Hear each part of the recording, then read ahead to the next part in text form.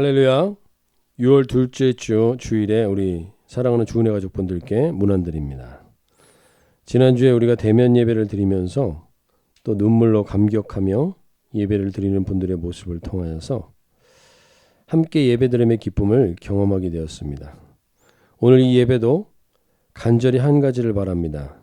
하나님께서 모든 원수를 잠잠케 하시고 이 자리에 오게 하신 한 분 한 분에게 거룩한 임재로 함께 하시는 기쁨의 예배 되시기를 소원합니다. 우리 옆에 분들하고 한번 인사하실 때 기쁨의 예배 되십시오. 한번 인사하시면 좋겠습니다. 기쁨의 예배 되십시오. 보는 것만으로 기쁘네요. 한번 인사하시죠. 보는 것만으로 기쁘네요. 우리 다 함께 묵도하심으로 6월 둘째 주 예배를 시작하도록 하겠습니다.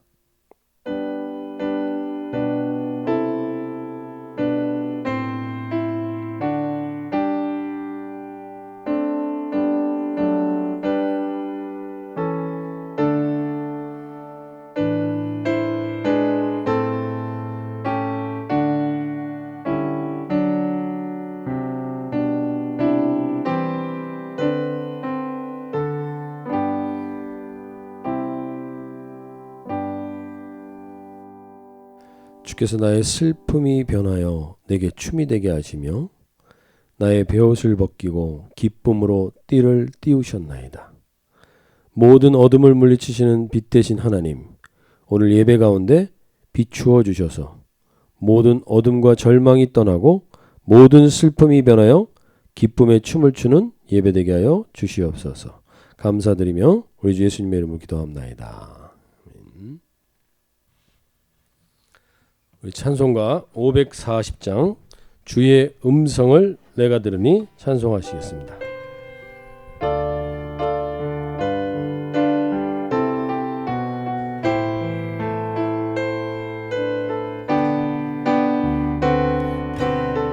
주의 음성을 내가 들으니 찬양하는 말일세.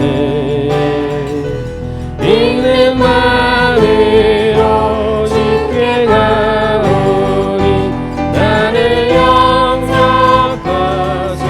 주여 넓으신 은혜 베푸사 주여 넓으신 나를 받아주시고 나의 푸른 뜻 주의 뜻같이 내게 하여 주소서. 내가 매일 십자가 앞에 더 가까이 가오리.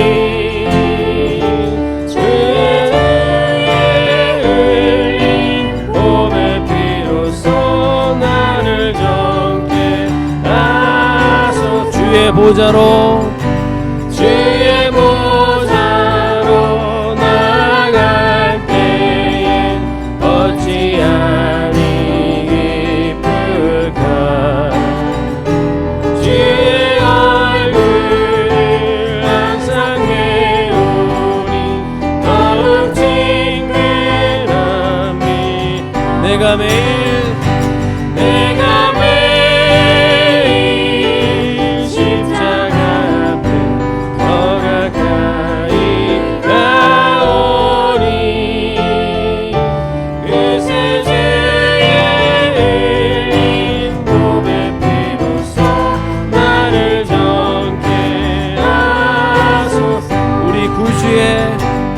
우리 구주의 너는 사랑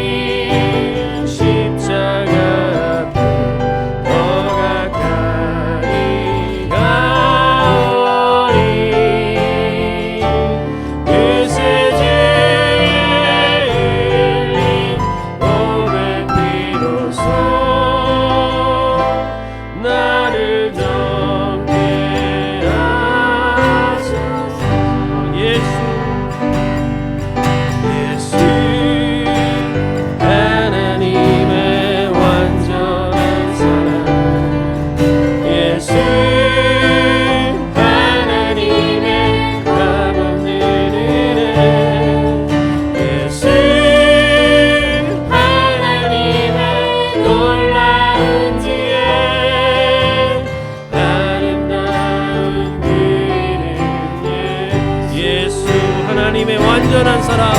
예수 하나님의 완전한 사랑.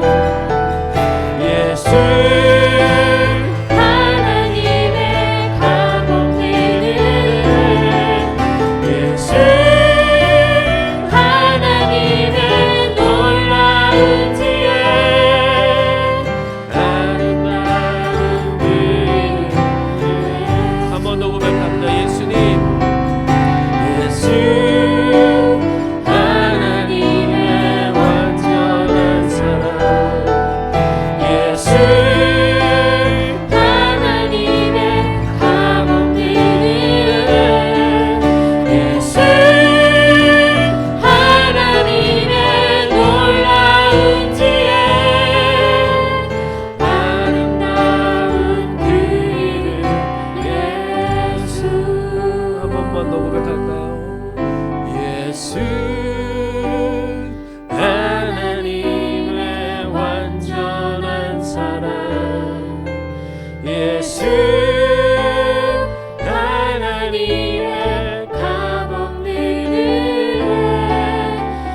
예수 하나님의 놀라운 지혜.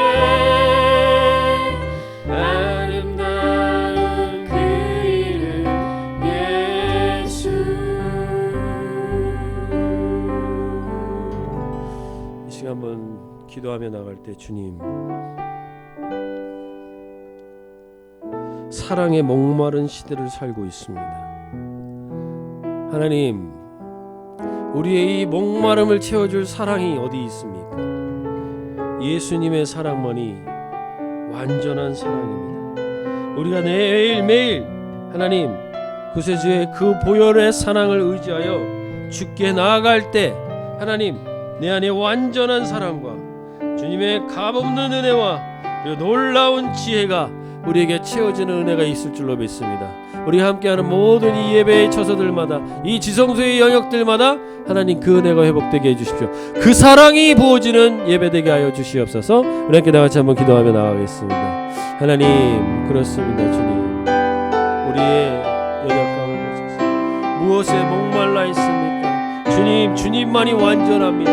주님의 사랑만이 완전합니다. 하나님 그 사랑 앞에 서게 하여 주셔서 주님 온전히 주님을 보게 하여 주시옵소서. 주님 우리 가운데 아버지 구하셔서 모든 가정들마다 하나님 그 사랑을 회복할 수 있도록 주여 은혜 베푸시고 함께 하여 주시옵소서. 사랑에 목말라 왔습니다. 주여 그 사랑을 부어 주시옵소서.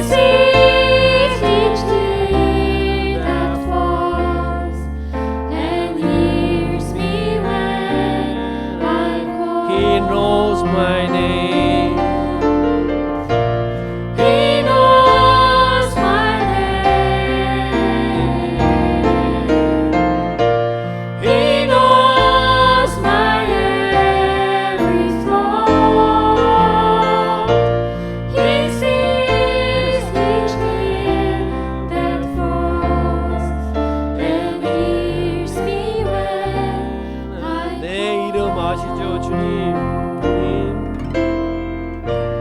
내 이름 아시죠. 내 모든 생각도 내 흐르는 눈물 그가 닦아주셨죠. He knows my name. He knows my name.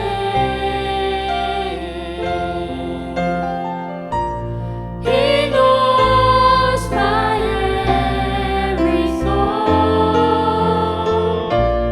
He sees each tear that falls and hears me when I call.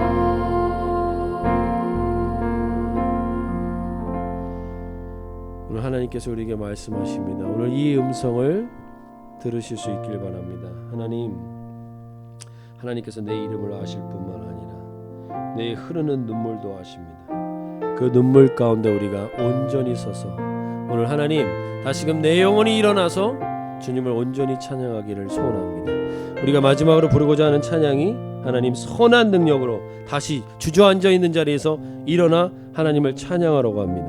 이 선한 능력의 찬양은 우리 디트리 보네퍼 목사님이 자기가 순교당하기 불과 일주일 전에 작사했던 곡입니다. 그리스도인들은 마지막이 이 멋진 고백으로 갈 수 있어야 합니다. 그렇지 않다면 우리가 그리스도를 따라갈 이유가 없습니다. 오늘 우리가 이 선한 고백으로 주님 앞에 선한 능력으로 다시 일어나겠습니다. 주님, 이 고백이 보네퍼 목사님의 고백으로 끝나는 게 아니라 우리의 고백이 되게 해 주시옵소서. 선포하며 나가겠습니다. 주 선한 능력으로, 주 선한 능력으로 안으시네. 그 크신 팔로 날 붙드시네. 절망 속에도 흔들리지 않고 사랑하는 주 얼굴 구하리. 선한 능력으로 일어서리. 주만 의지하리. 믿음으로 부리고 내 안에 주 오실 그날 영광의 새 날을 맞이하리. 이전의 괴로움, 이전의 괴로움 날 애워싸고 고난의 길을 걷는다 해도 주님께 모두 맡긴 우리 영혼 끝내 승리의 날을 맞으리. 선한 능력으로 일어서리. 주만 의지하리. 믿음으로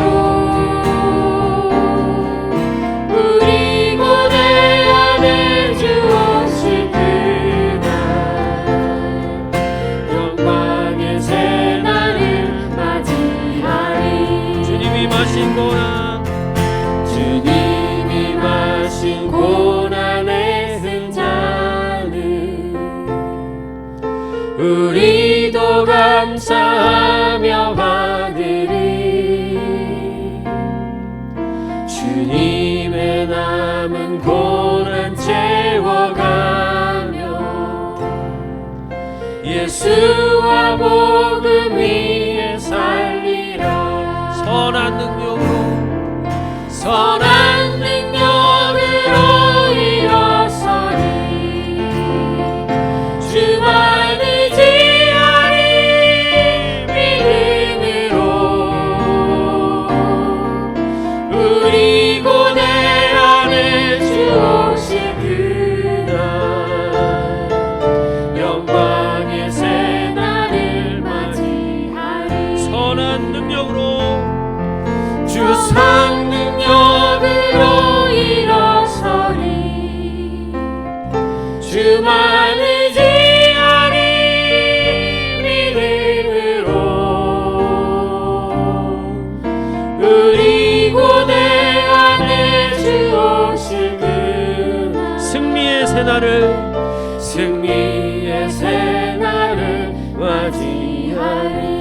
승리의 새날을 승리의 새날을 맞이하리. 우리 영광의 박수를 하나님께 올려드리면서 하나님 주 선한 능력으로 우리 가정 다시 일어나게 해주십시오. 하나님 주 선한 능력으로 우리 개개인 다시 일어나게 해주십시오. 하나님 결국에는 하나님 주님이 우리를 승리하게 하실 줄로 믿습니다. 죽음도 우리를 막을 수가 없기 때문입니다. 죽음도 우리를 주저앉힐 수 없기 때문입니다. 그것이 그리스도인입니다. 하나님 그 그리스도인으로 그 선한 능력으로 일어나는 우리 모든 주은혜 공동체 되게 해달라고 이렇게 다 같이 한번 기도하며 나가겠습니다. 주여 우리를 하나님이 세우십니다. 하나님만이 우리를 살리십니다. 하나님만이 우리를 일으키십니다. 오늘 넘어졌을지라도 주님의 선한 능력으로 주님의 선한 사랑으로 나를 다시 일으켜 세워주실 줄로 믿습니다. 다시 일어나 주님의 영광의 그날을 고대하며 영광의 그날을 고대하며 나가는 주님의 온전한 신부로서 준비되는 우리 교회 되게 해주시고 우리 개개인들 되게 하여 주시옵소서. 공허한 메아리 되지 않게 해주시고 주님을 온전히 선포하며 주님의 영광만을 드러내게 하여 주시옵소서. 아버지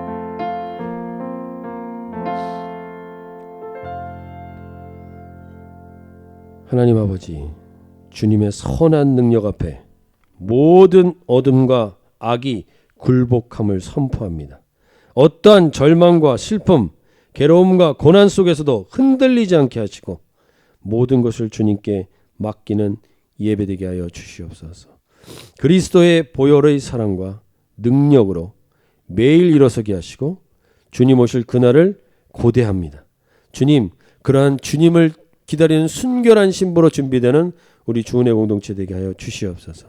오늘도 시간과 마음과 물질을 드리는 모든 심령들마다 참된 회개의 기쁨과 주의 산업의 복을 주시며 일으켜 주시는 승리의 은혜가 충만하게 임하게 하여 주시옵소서. 영원한 목자 되신 예수님의 이름으로 기도하옵나이다. 아멘.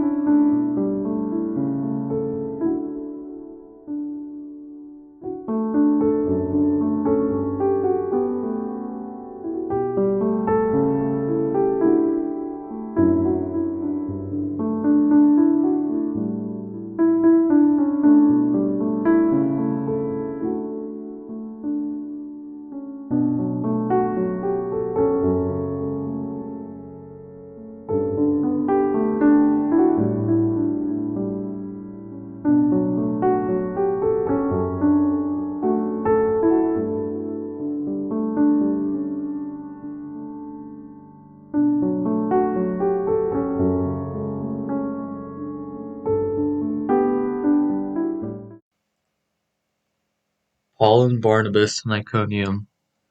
Paul and Barnabas, a disciple of Jesus, decided to preach in the city of Iconium. They preached so well that many Jews and Greeks decided to follow them. However, some people didn't like what Paul and Barnabas was teaching. So they brought together all the Jews and Gentiles who didn't like Paul and Barnabas' ideas and decided to stone them. However, Paul and Barnabas found out about these plots and managed to escape to the cities of Lystra and Derbe, where they kept teaching. In Lystra, there was a person who could not walk from his birth. Paul, during his preach, saw that he had great faith, so Paul told him to stand up, and he did. When the crowd saw what happened, they all thought that Paul and Barnabas was a god, and tried to sacrifice to them. Paul and Barnabas, realizing what was going on, stopped them. Suddenly, people from Iconium came and began to drag him out and stone him. thinking he was dead, they left him outside the city and left. Paul, in the meantime, not dead, stood back up and left for Derbe. Then they preached at Derbe, Lystra, Iconium, and preached some more, and also appointed elders to act as preachers. Afterwards, they traveled through the regions of Pisidia, Pamphylia, Perga, and Attalia, preaching even more, then returned to Antioch, where he thanked God and stayed with his disciples for a while.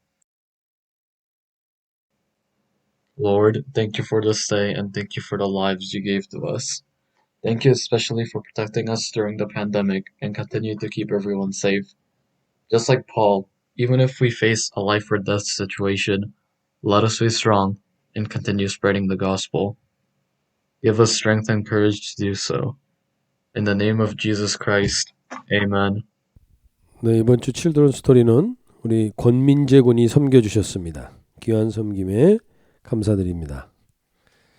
오늘 하나님께서 주시는 말씀은 사도행전 14장 8절에서 15절 말씀입니다. 사도행전 14장 8절에서 15절까지의 말씀인데요. 제가 읽어드리겠습니다. 루스드라에 발을 쓰지 못하는 한 사람이 앉아 있는데 나면서 걷지 못하게 되어 걸어본 적이 없는 자라. 바울이 말하는 것을 듣거늘 바울이 주목하여 구원받을 만한 믿음이 그에게 있는 것을 보고 큰 소리로 이르되 내 발로 바로 일어서라 하니 그 사람이 일어나 걷는지라. 무리가 바울이 한 일을 보고 루가오니아 방언으로 소리질러 이르되 신들이 사람의 형상으로 우리 가운데 내려오셨다 하여 바나바는 제우스라 하고 바울은 그 중에 말하는 자이므로 헤르메스라 하더라. 시외 제우스 신당의 제사장이 소와 화환들을 가지고 대문 앞에 와서 무리와 함께 제사하고자 하니 두 사도 바나바와 바울이 듣고 옷을 찢고 무리 가운데 뛰어들어가서 소리질러 이르되 여러분 어찌하여 이러한 일을 하느냐. 우리도 여러분과 같은 성정을 가진 사람이라. 여러분에게 복음을 전하는 것은 이런 헛된 일을 버리고 천지와 바다와 그 가운데 만물을 지으시고 살아계신 하나님께 돌아오게 함이라. 아멘. 아마 국제 구호단체 중에 월드비전이라는 단체를 들어보셨을 겁니다.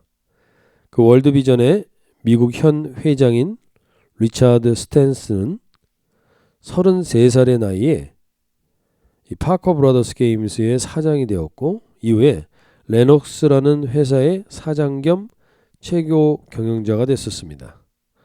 근데 그러던 중에 그의 인생을 향한 하나님의 부르심을 따라서 1998년에 레녹스 최고 경영자의 자리를 그만두고 지금의 이 구호단체인 월드비전의 미국 회장이 된 사람입니다. 그 부르심 앞에 자기의 이 세상의 이력을 내려놓고 하나님의 영광을 위해서 월드비전의 회장이 된 거죠. 근데 월드비전은 가난과 억압 속에 살고 있는 어린이들을 돕는 단체입니다. 그런데 그분이 그의 자전적 이야기를 다룬 책에서 자기 친구와의 이 일화를 소개합니다. 짐 윌리스라는 친구와의 일화를 소개하는데 그 친구는 신학대학원을 다닐 때 신학생일 때 신학교 이 동급생과 한 가지 실험을 했다고 합니다.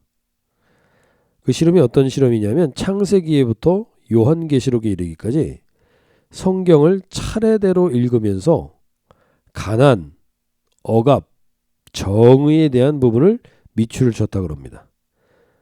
이 구체적으로 더 무슨 이야기냐면 가난하고 억압받는 자들에 대한 이야기와 그들을 향한 하나님의 사랑 그리고 하나님의 정의에 관한 말씀들에다가 밑줄을 친 겁니다. 그런 구절들에다가. 그런데 그렇게 밑줄 친 구절이 무려 2000구절 정도 됐답니다. 성경에서. 근데 신구약 성경 전체의 장수가 1189장입니다. 1189장에서 2000구절 정도면 거의 한 장당 2절씩 그런 내용이 있었다는 겁니다. 거의 한 장당 2절씩. 그래서 그 다음에 그 친구들이 밑줄 친 구절들을 다 가위로 잘라냈습니다.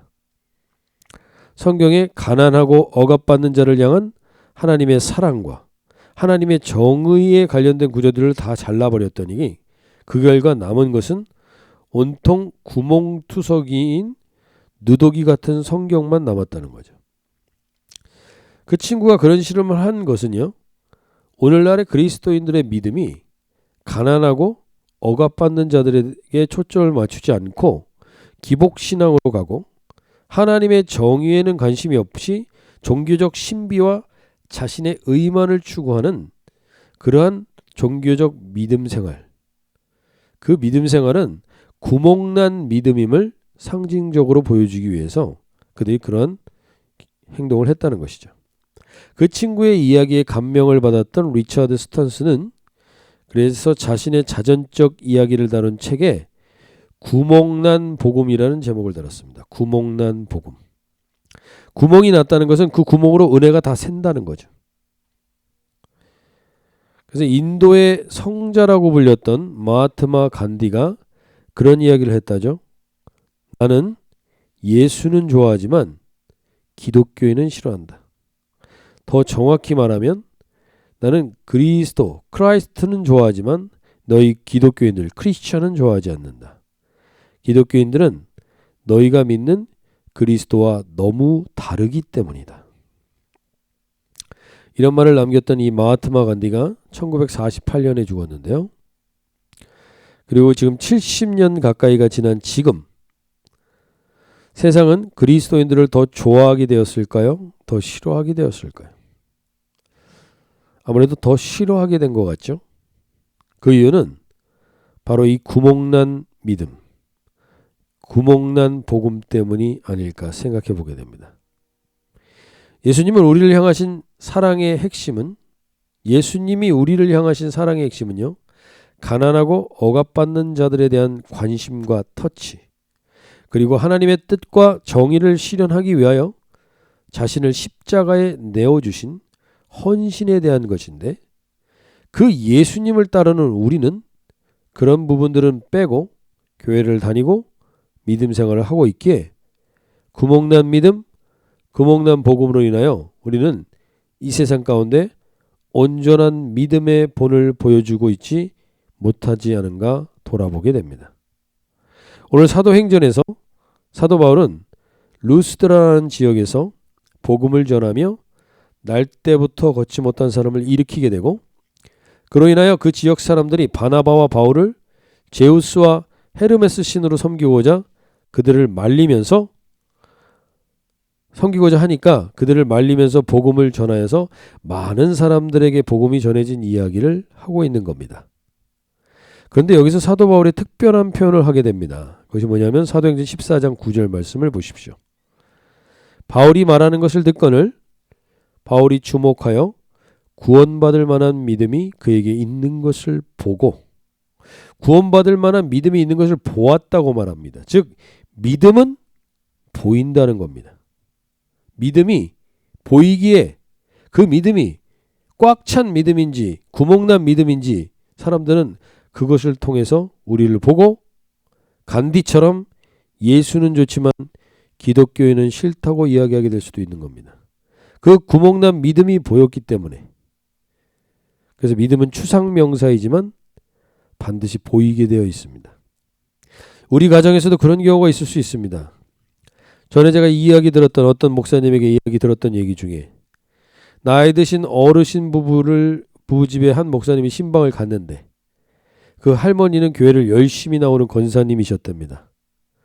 그래서 그 목사님이 할아버지에게 할머니처럼 예수님 믿고 천국 가셔야죠. 그랬더니 그 할아버지가 저 인간과 같이 천국에 있을 거면 자기가 지옥을 가겠다고 이렇게 말했던 분처럼 우리의 믿음은 가족들과 주변에 어떻게 보여질지, 구멍난 믿음인지 구멍난 복음인지 오늘 우리가 한번 돌아볼 수 있길 바라며, 오늘 이 시간에 사도행전 말씀을 통하여 우리 안에 구멍난 믿음의 요소가 있다면 그 구멍난 믿음의 요소가 메꿔지는 시간이 되고 구원받을 만한 믿음을 보이면서 변화된 삶으로 세상을 변화시키는 우리 주은혜의 가족분들이 되는 이 예배가 되시기를 소원합니다.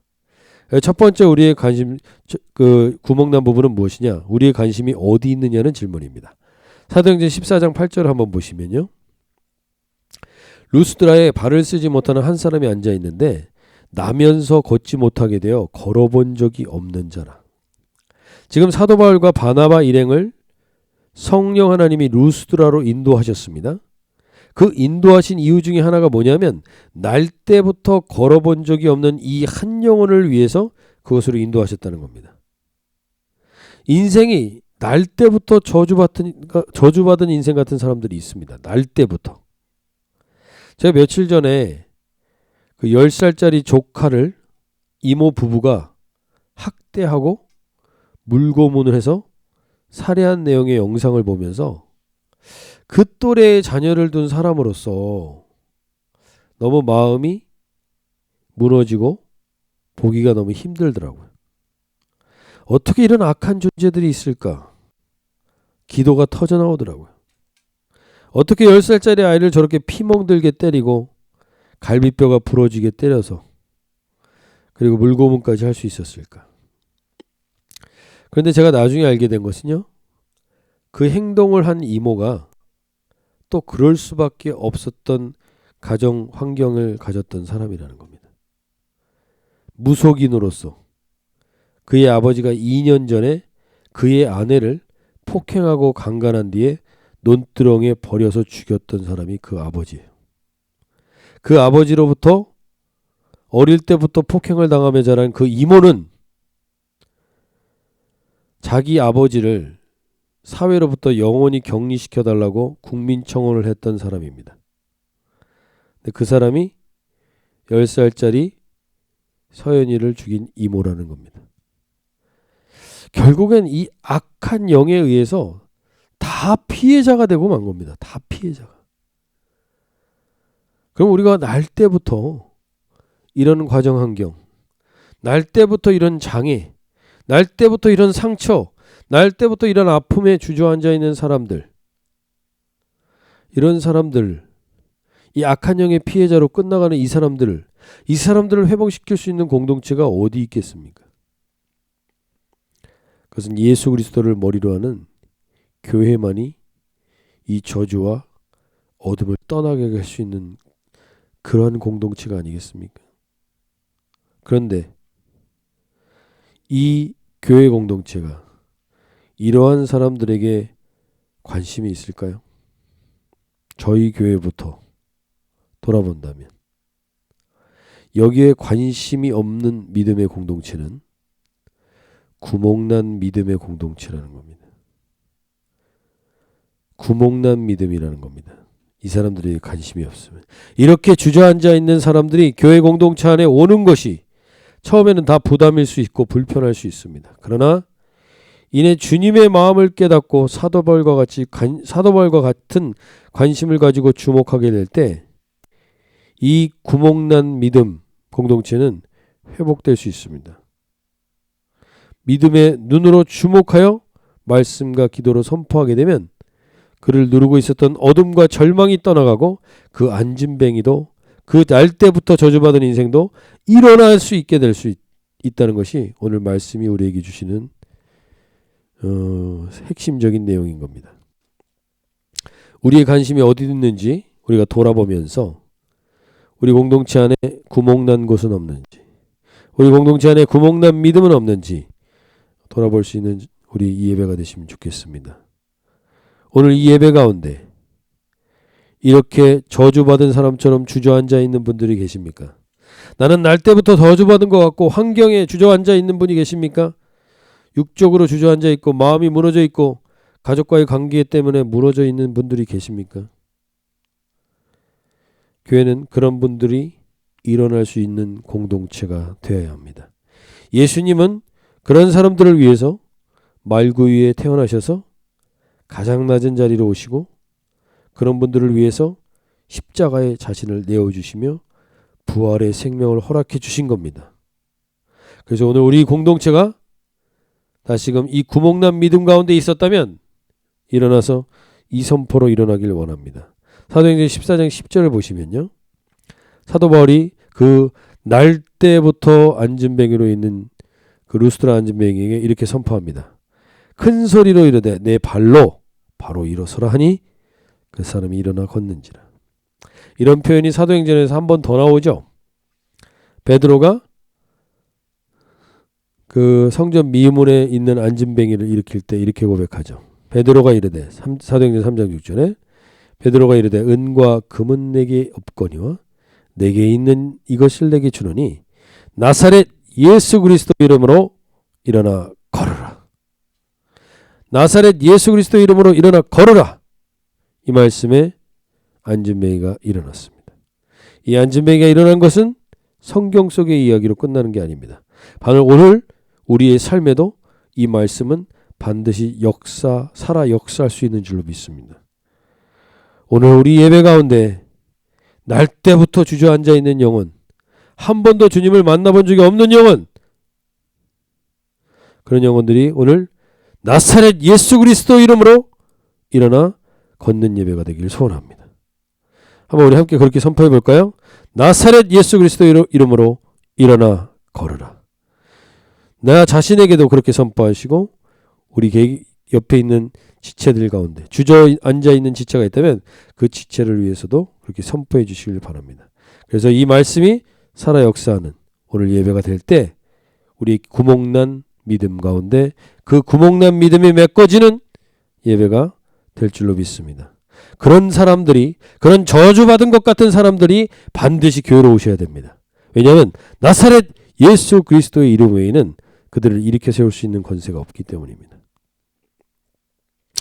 또 한 가지 우리가 돌아봐야 할 것은 지금 이 무리들이 이 모든 말씀을 전하고 안진뱅이를 일으키는 선포를 한 사람이 누굽니까? 바울입니다. 그래서 바울에게 이렇게 얘기합니다.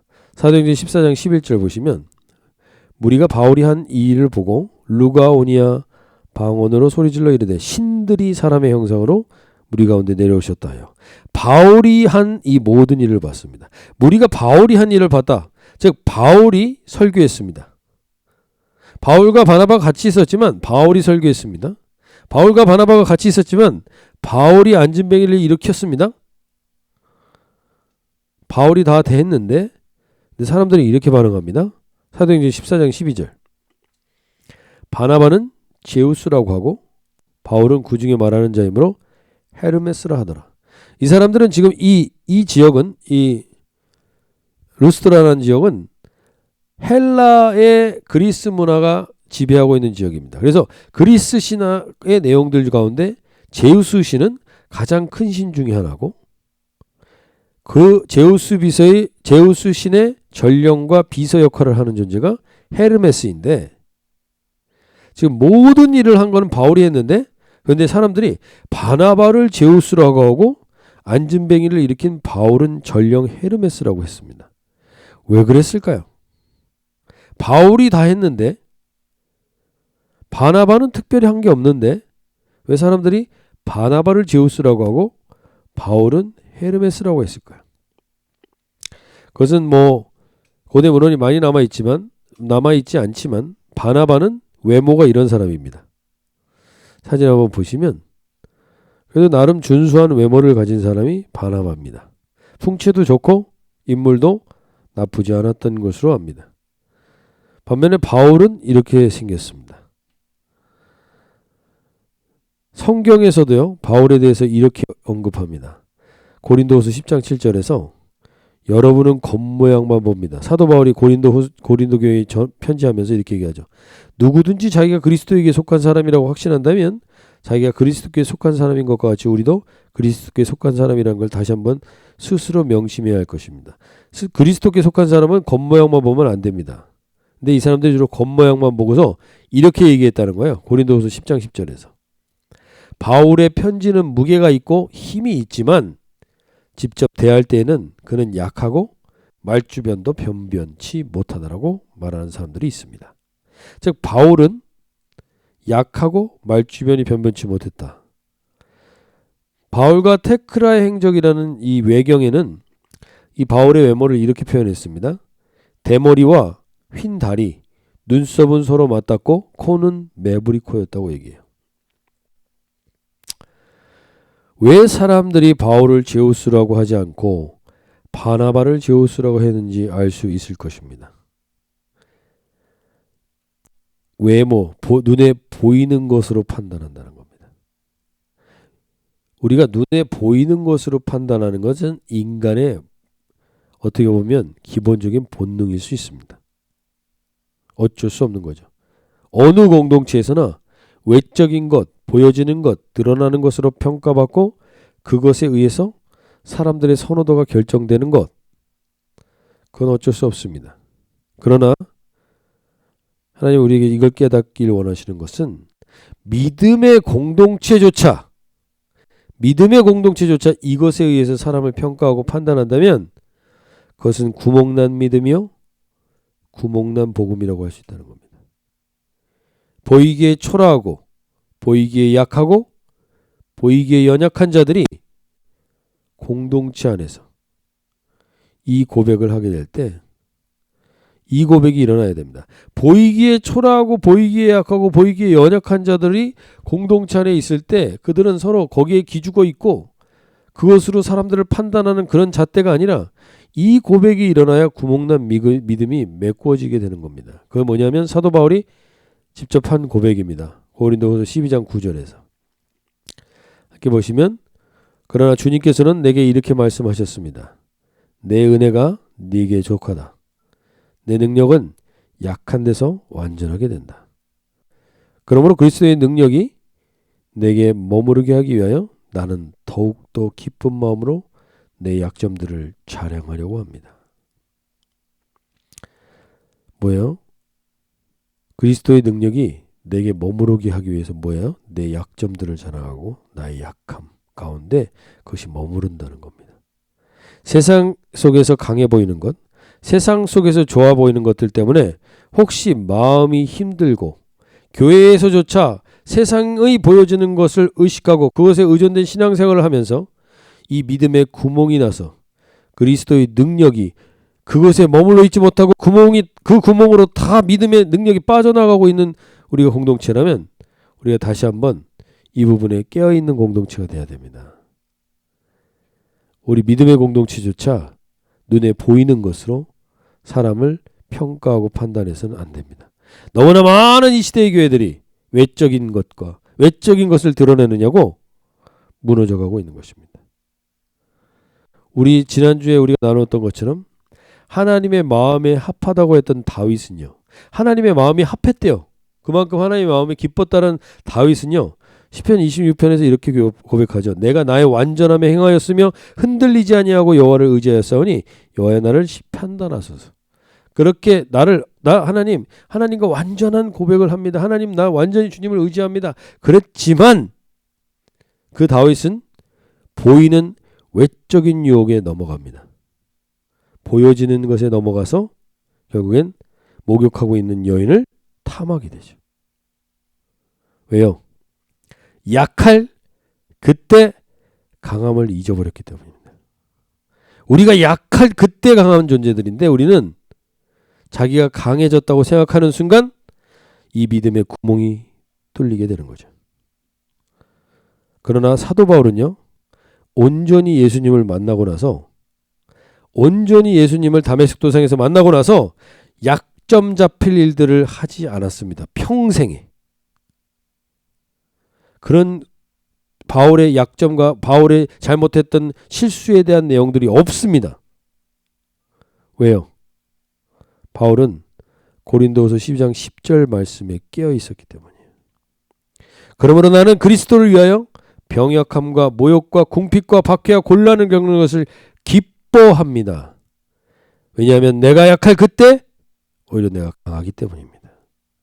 내가 약할 그때 강함을 놓치지 않고 살았던 사도 바울은 구멍난 믿음을 보여준 적이 없다는 겁니다. 사실 교회는 언제 제일 강했는가? 초대교회 때 각 집에 다락방을 전전하며 예배드렸을 때 그때 가장 강했습니다. 그럼 교회는 언제 가장 약했느냐? 웅장한 중세 성전들이 세워지면서 중세교회 때 가장 약해진 것입니다. 외적인 것으로 인하여 보여지는 것으로 인하여 구멍나 있는 우리의 믿음이 다시금 오늘 사도 바울의 이 고백을 통해 강해지기를 원합니다. 약하십니까? 병약함 속에 있으십니까? 모욕과 궁핍과 곤란 가운데 계십니까? 그 약함 때문에 다윗은 넘어졌지만 바울은 안 넘어질 수 있었습니다. 다윗은 그러한 약함을 자랑하지 않았기 때문에 넘어졌고 바울은 그 약함 가운데 약함을 자랑했기 때문에 안 넘어질 수 있었습니다. 우리의 약함을 자랑할 때 우리는 구멍난 믿음이 메꾸어지게 될 줄로 믿습니다. 고린도서 12장 10절 말씀을 다시 한번 보시면 그러므로 나는 그리스도를 위하여 병약함과 모욕과 궁핍과 박해와 곤란을 겪는 것을 기뻐합니다. 왜냐하면 내가 약할 그때 오히려 내가 강하기 때문입니다. 이것이 우리의 구멍난 믿음을 메꿔주게 될 줄로 믿습니다. 마지막으로 한 가지만 더 우리가 살펴보면요. 우리 믿음의 구멍나 있는 영역이 어디인가? 사도행전 14장 15절 말씀 보시면 이르되 여러분이요 어찌하여 이런 일을 하느냐? 우리도 여러분과 같은 성정을 가진 사람이라. 여러분에게 복음을 전하는 것은 이런 헛된 일을 버리고 천지와 바다와 그 가운데 만물을 지으시고 살아계신 하나님께로 돌아오게 하려 함이라. 우리가 성정이 같은 사람을 신격화할 때, 교회에서 사람을 그렇게 의지할 때 반드시 믿음의 구멍이 날 것입니다. 우리가 흔히 그런 말을 합니다. 우리가 사람 보고 교회 다니냐? 하나님 보고 교회 다니는 것이지. 대부분 이렇게 얘기하지만 대부분 너무나 많은 사람들이 사람에 의존되고 사람 때문에 넘어지고 사람 때문에 실족하고 사람 때문에 시험에 듭니다. 어떤 사람을 의존했다가 그 구멍난 믿음으로 너덜너덜해질 수 있습니다. 우리는 그만큼 헛된 믿음 생활을 할 수 있습니다. 교회 안에 사람 때문에 구멍난 마음과 믿음에 온전한 회복이 있기를 원하는데 그러기 위해서는 우리는 또 다른 사람을 만나야 하는 게 아닙니다. 그것은 또 다른 헛된 일을 하게 하는 겁니다. 우리가 세상의 영에 사로잡힌 사람에게 상처를 받고 넘어졌다면 사람이 아닌 그 세상의 영과 싸우시는 보이지 않는 것의 시각이 열릴 수 있기를 소원하고요. 동시에 성령 충만한 사람을 통하여서 그 사람이 아닌 그 사람을 통하여 역사하는 성령 하나님을 만나 그 성령 하나님을 통하여만 이 구멍난 마음과 믿음이 메워지게 됩니다. 우리 주은혜 가족분들 공동체가 그 성령 충만하여서요. 성령 하나님을 보여주시는 그런 통로가 되시길 바라고 그로 인해서 우리가 구멍난 이 믿음의 이 구멍난 부분들이 메워지는 그러한 은혜가 있길 원합니다. 지금의 교회들이 구멍난 믿음, 구멍난 복음으로 욕을 먹지만 사실 110년 전에 한국 땅에 교회를 세웠던 선교사님들은 구멍나지 않은 믿음과 복음으로 교회를 세웠습니다. 그 대표적인 분이 바로 조선에 온 선한 사마리아인 포사이드 선교사입니다.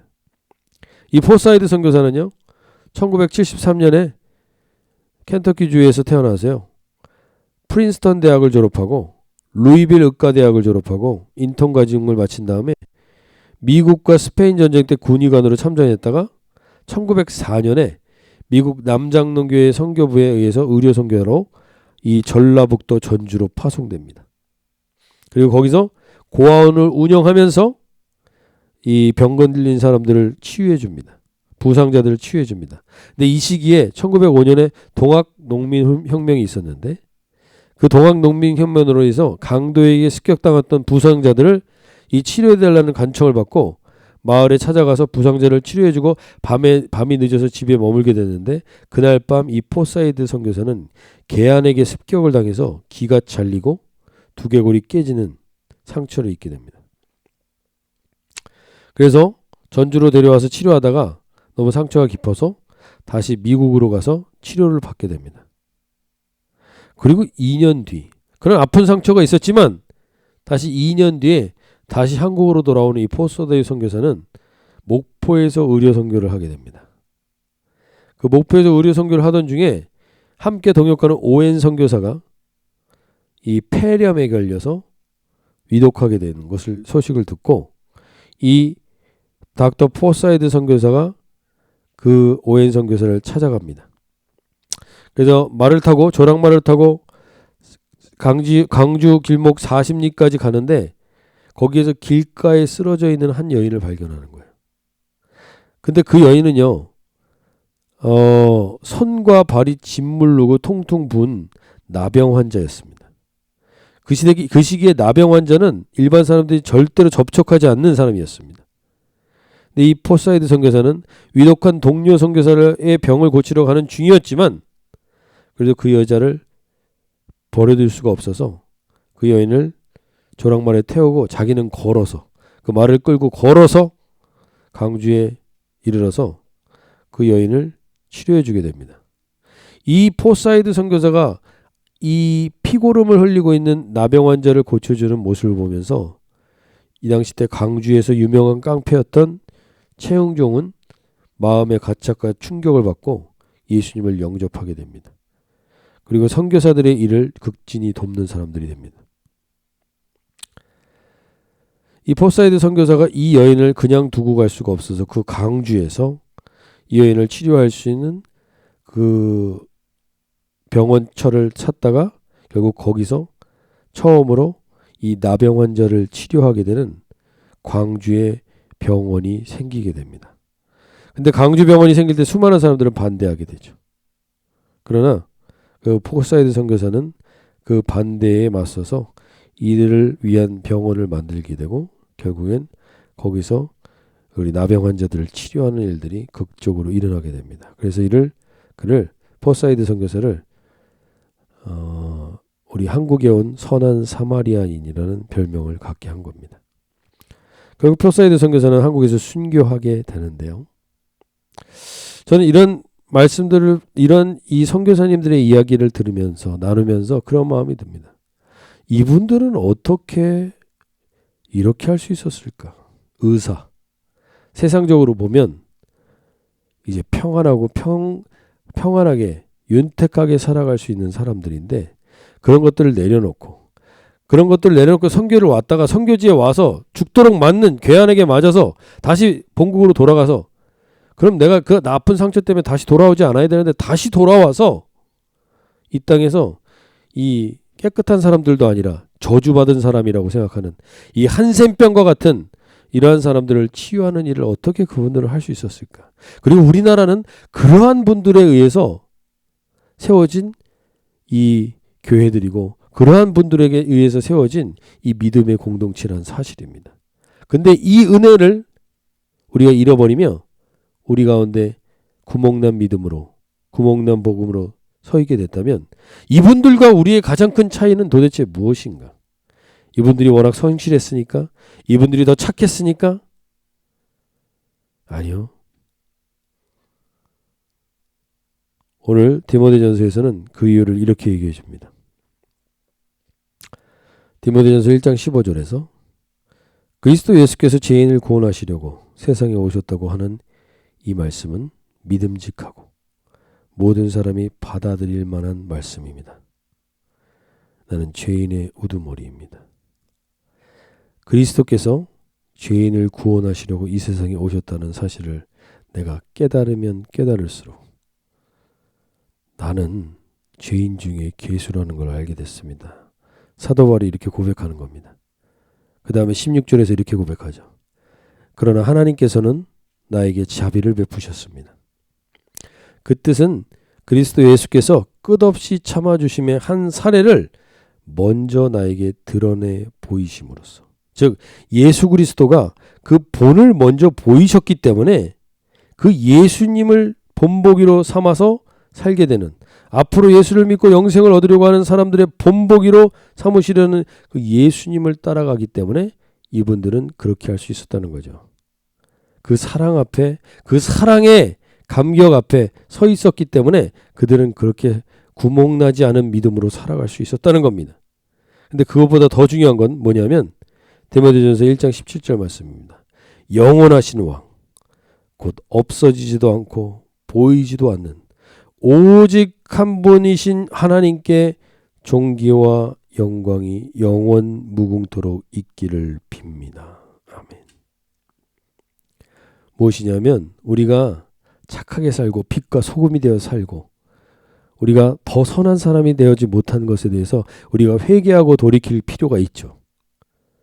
그러나 우리가 그렇게 노력한다고 그 일이 되는 것이 아닙니다. 미안하지만.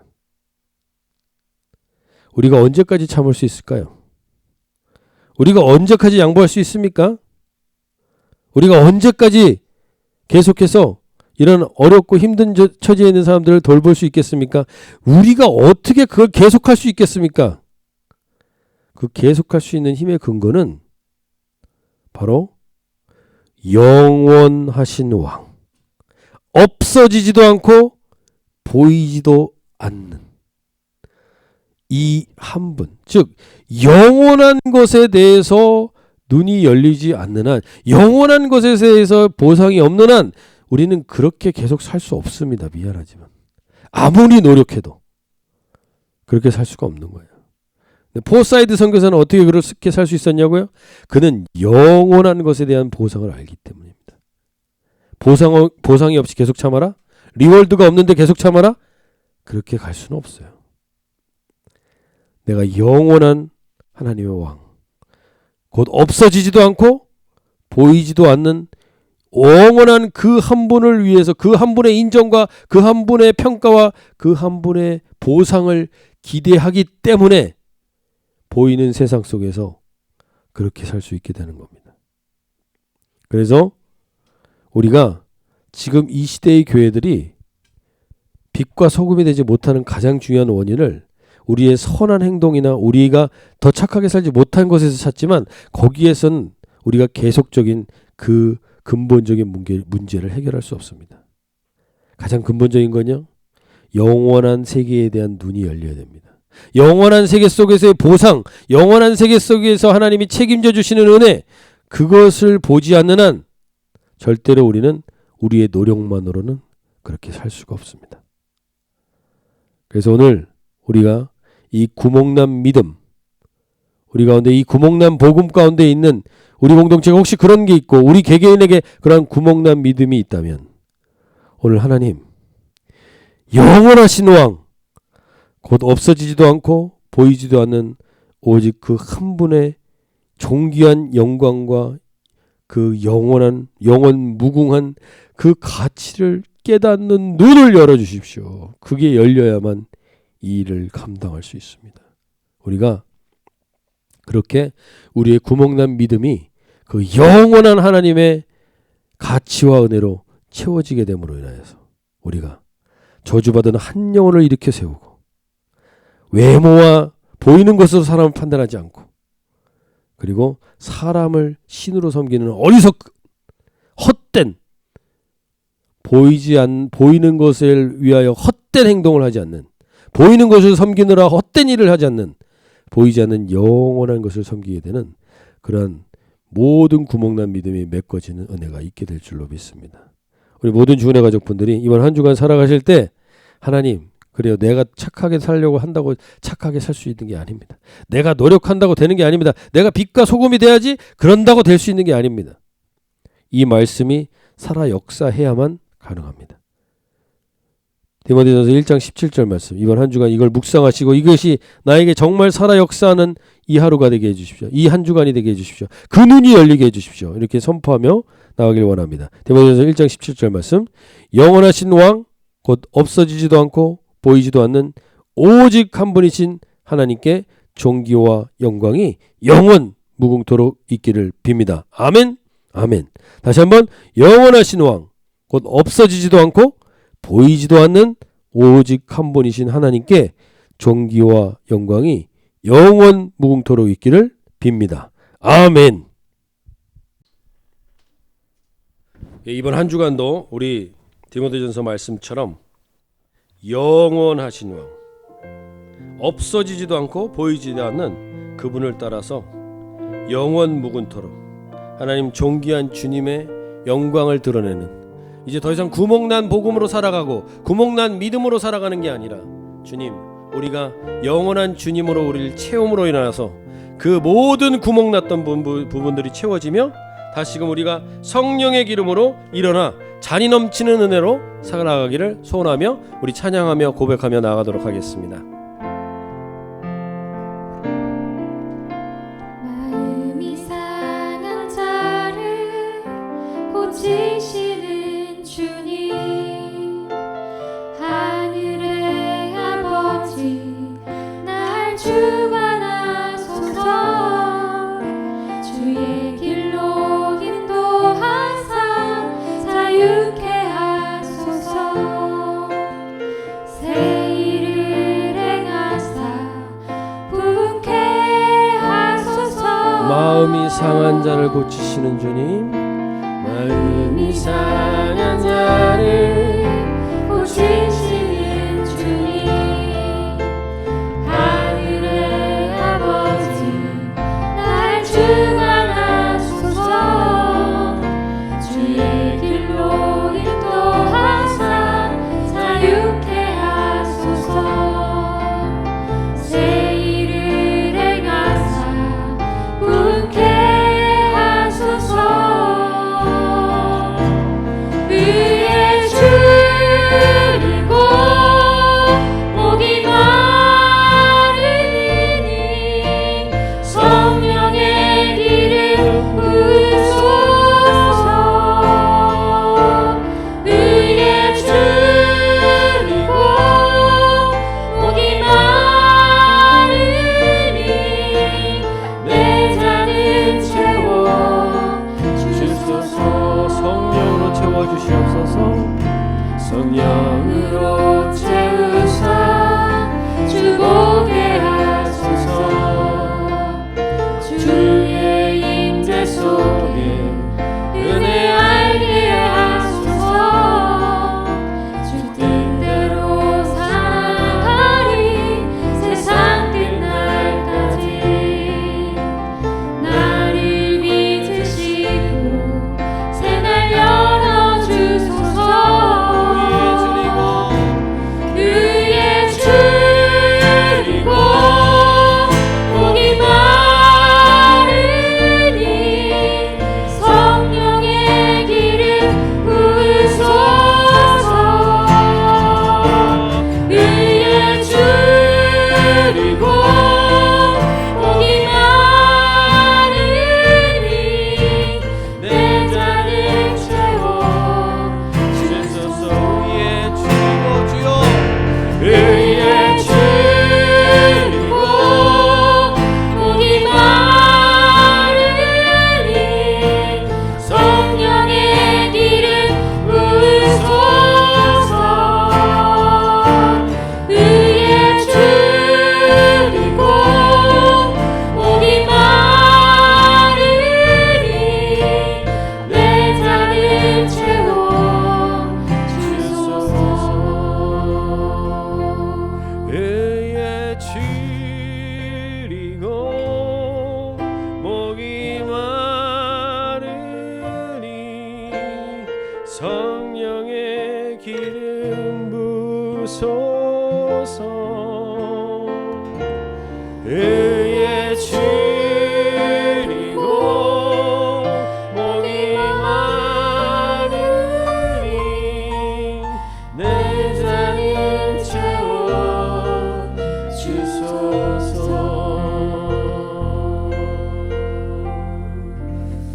이 시간 한번 기도하실 때, 주님, 마음이 상했습니까? 누가 치유해 주겠습니까? 내 인생에 답답함이 있습니까? 누가 뚫어주겠습니까? 하나님, 오늘 주님 앞에 이 찬양으로 호소했습니다.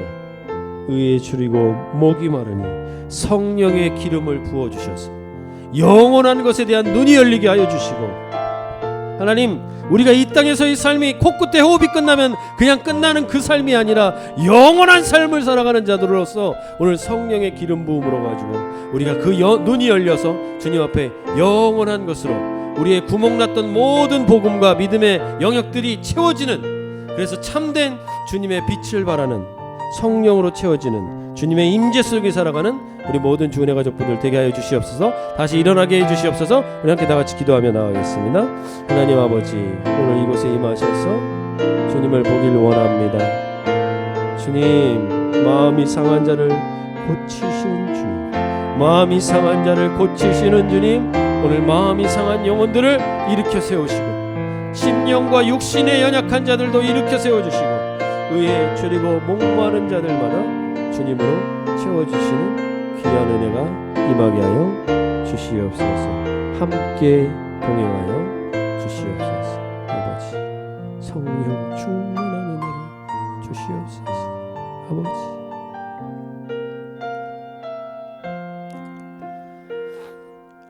하나님 아버지, 이 시대의 교회들 가운데 점점 세상 가운데 우리가 무력해지는 것은 우리가 선한 행동을 하지 않아서도 아니고, 우리가 도덕적인 행동을 하지 않아서도 아니고, 우리가 빛과 소금이 되지 못해서도 아니고, 우리가 영원한 것을 소망하며 살지 않기 때문에 우리의 믿음이 구멍나고 우리의 복음이 무력해진 시대를 살아가고 있습니다.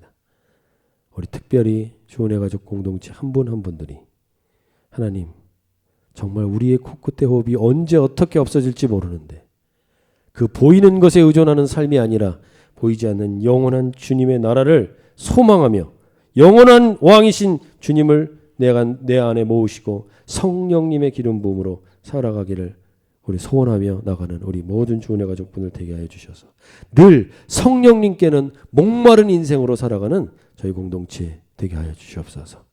이제는 우리 주 예수 그리스도의 구속의 은혜와 하나님 아버지의 지극하신 사랑하심과 성령 하나님의 교제하시며 인도하시며 기름 부으시는 복이 이제 내 마음에 난 모든 구멍난 믿음을 주의 성령으로 채우고 영원한 하나님의 나라를 오늘 살아가는 모든 우리 주은혜 가족분들 공동체 위에 이제로부터 영원토록 함께 하시기를 간절히 축원하옵나이다.